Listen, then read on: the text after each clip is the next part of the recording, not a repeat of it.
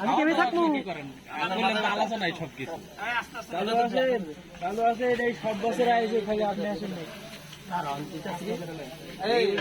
আরে বিরিয়ানি পার্টি আপনি জানেনই না কি রে আল্লাহ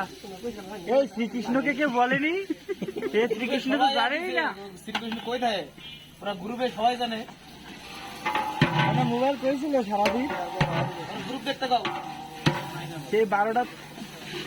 থেকে আয়োজন চলতেছে মাসুদ বস আব্বানি বস